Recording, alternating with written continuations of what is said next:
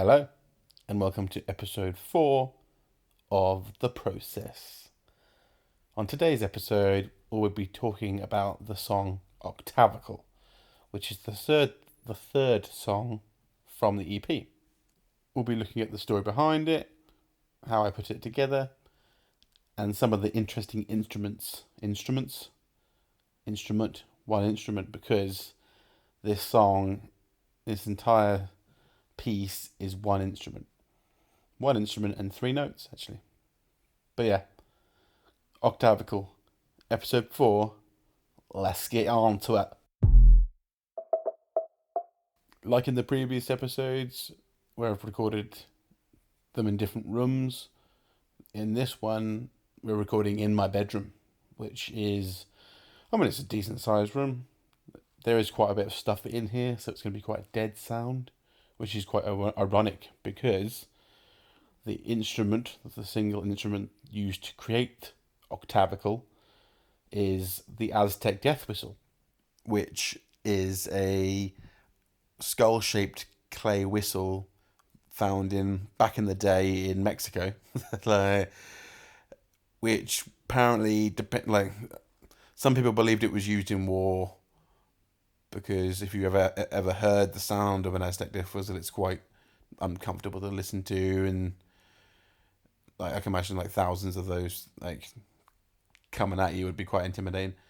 But also some people believed that it was used in human sacrifice, because they found one of these Aztec death whistles on a corpse that had been beheaded. So, but that's a bit noisy, isn't it? But yeah, I stumbled upon this instrument by accident because I was looking for something different and just going through different libraries and virtual instruments and bits and pieces. And there's this company called Mantra that make these virtual instruments, and they're all very weird. And they do one called the Ultrasonic Aztec Death Whistle, and that's I heard, because they obviously you can hear it used before you buy it, kind of thing.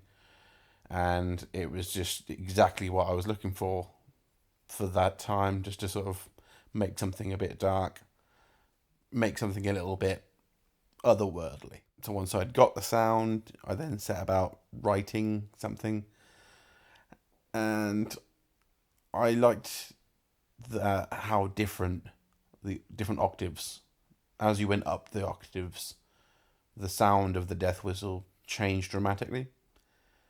And I really liked the contrast in that. So it's all C's. There's three octaves, which is why the song's called Octavical. There's 3 octaves, and basically, I held down a low C, held that down, recorded that for a minute. The next C up, held that down, record that for a minute, and then at the higher C, held that down and record that for a minute, and basically automated the volume to bring each one in at a separate time. So when you hear something come in, that's a new octave, and then it'll be louder, and then it'll be quieter, and then there's a part towards the end of the song where it gets a little bit uncomfortable to listen to, because it's sort of this swell soundscape where everything's sort of getting a bit mental, similar to the Alien level, where sort of just I enjoyed making these sort of soundscapey, dynamic parts that sort of are meant to throw you like a curveball almost, that you sort of, it sort of lets you sit for a bit and then goes bang, fuck. but no, yeah, it's quite a simple song in its construction, being one instrument, 3 notes, 3 octaves kind of thing. But I wonder if you can hear that on the mic. There's just a car outside. But it's also quite a dynamic song that evolves and takes you on a little journey, kind of thing. So, but yeah, that's about it for episode 4.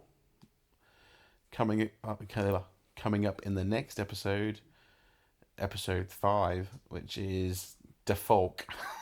Like, it's it's gonna be a weird one. Like, yeah, it's a it's a massive right turn, which again I'll go into more detail in the episode, but it's very much on purpose. But yeah, thank you for listening, thank you for all the support, big love to all, and yeah, catch you next time.